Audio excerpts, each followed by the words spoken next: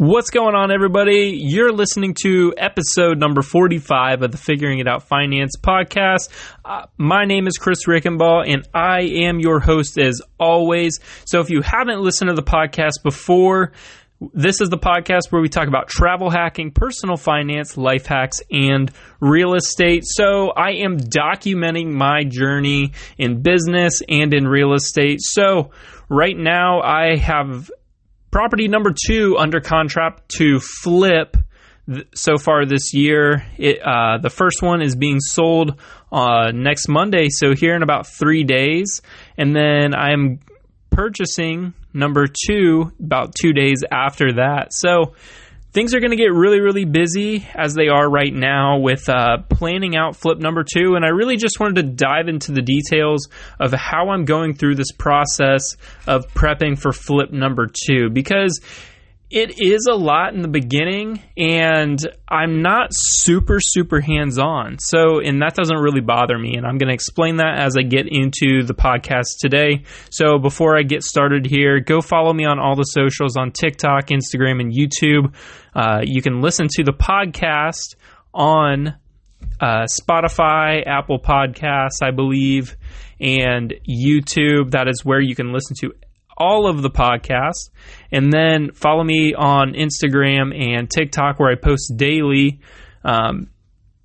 You can basically just get the cliff notes of what I'm doing every single day, my ideas on some of the things that I'm doing, and just keeping up with me. And then go follow or go check out figuringitoutfinance.com where you can stay up to date on everything that I'm doing. So getting into today's episode, so I'm covering what I'm doing to prepare for flip number 2 as we close in 5 days. So the money is already secured. Once flip number 1 is sold on Monday, the wire is sent over. We're going to use those funds to go straight into flip number 2. And I just got off a call with my general contractor, and he's expecting the project to go 6 to 8 weeks. So that's good news. We're scheduling out the windows, getting all those little things hammered out, but I wanted to go through kind of the step-by-step process. So after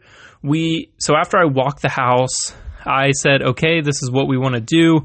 We're able to settle on the price, get the contract undersigned to go under contract. And then we kind of get into the meat and the details to where it's like, okay, now we have about 10 days before we close on this project.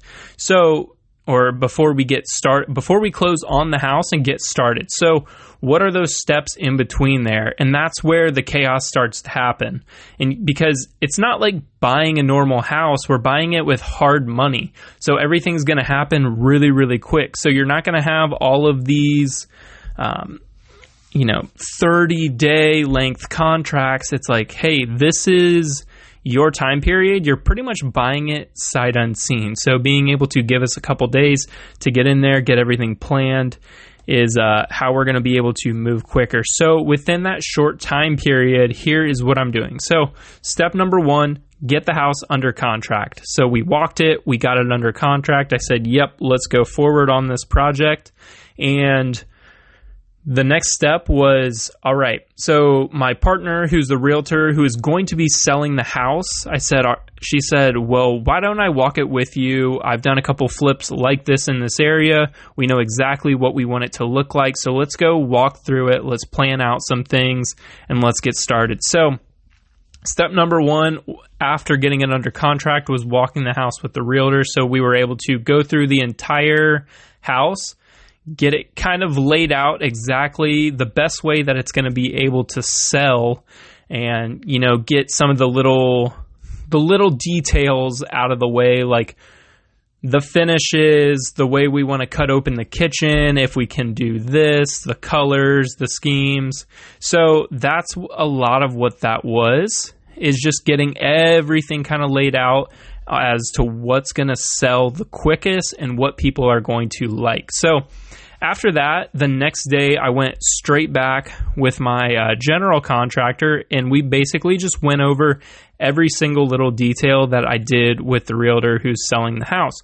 And so a lot of that was just, okay, well, this might be a little bit of a pain, so we can do this. He's checking out to see if we can do that, and then he's giving me a price range to see, what all of that is going to cost. So then he gets his measurements, and then he's able to take that, give me a timeline, and I'm able to give him the budget. So we've already kind of established the budget on where we're going to need to be at. And especially with a little bit of the higher end finishes, it's like, okay, what am I ordering? What are you ordering?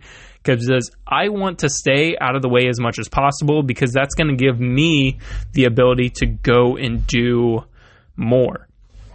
So that way, within this next probably 8 weeks, I'd like to get another house or two under contract. I have a meeting with a team next week that's able to, we're looking at an unsecured line of credit. We have a Hawaii trip coming up here in the next couple weeks. So it's going to be really, really interesting here in the next couple weeks. And right now, it's just the really busy part of getting everything kind of together. So after the meeting with the general contractor, we have an idea.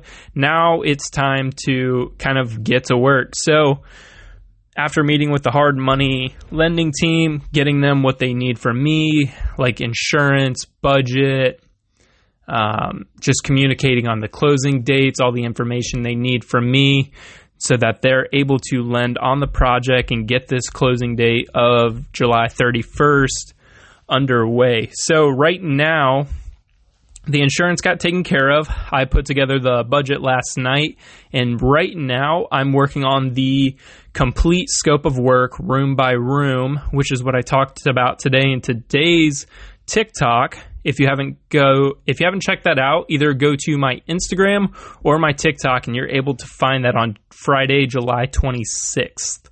So you might have to dig a little bit depending on when you're listening to this, but go check that out, because I give little nuggets here and there about what I'm doing, and then I generally talk about them on the podcast. So go check out my stuff there, see if you like it, then come check out the podcast, leave me a review, and give me things to talk about, because I get bored of listening to myself here half the time. I'm looking at getting some interviews started on the podcast as well, which will be really interesting. So what else am I doing in that scheduling process? So like I said, I'm going through the scope of work, getting all those little finishes done, getting all the links to exactly what we need to put in there, like the little bathroom trinkets, the little railings, the faucets, all those little details in there. So on top of that, I have to communicate with Duke Energy to be able to turn the electric on, and then I have to talk to the city about getting the water turned on, making sure that's completely done. And then to be able to register the bottom level as square footage, I have to talk to the city to be able to get that cleared. So that's going to be putting in a couple forms, maybe a little bit of waiting. So that's something I'm doing right after the podcast, as well as finishing the scope of work. So some people get kind of weird about talking to the city, but I haven't really had any terrible experiences just yet. I've had to work in 2 different counties on this sort of thing, and it's been pretty easy. All you do is call them a couple times, get the right information, get the right people out there, and they're able to tell you what they need. So this is going to be counting the extra square footage in the basement, because we're adding 2 bedrooms and then a full bathroom to be able to get that finished, and to be able to sell it for a little bit more, because right now it's only counted as a 3-bed, 2-bath, and the basement is not counted. It's just kind of like this big wide open area that they haven't done with in a long time. So it's really only a 3-bed, 2-bath with maybe 1,000 and some square feet.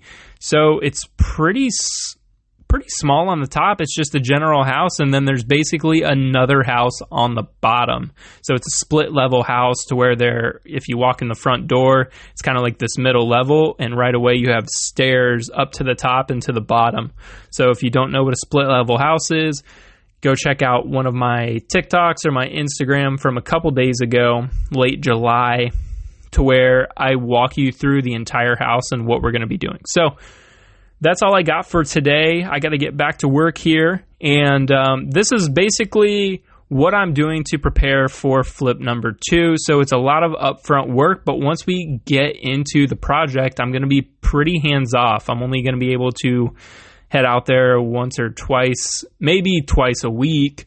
I really like to go out there once, maybe every 2 weeks, but I'm just going to be able to keep an eye on it, get some content for everybody, and then keep posting about it on here. So if you like these podcasts and you want to stay up to date, go follow me on Spotify, Apple, Podbean, which is the platform that I use to post these podcasts, and stay up to date with me on YouTube, where I might be doing a full walkthrough of the house that I've already done and going to be doing throughout this process. So thank you for tuning in. I'll be back again on Monday on how to spend some points on travel hacking. So I haven't done one of those episodes in a while, but I'm excited to get back into that as this Hawaii trip's coming up, and we're looking at bigger trips like maybe Egypt and Dubai here sometime next year. So thanks for tuning in, and this is Chris Rickenbaugh signing off for the Figuring It Out Finance podcast. We'll see you on Monday.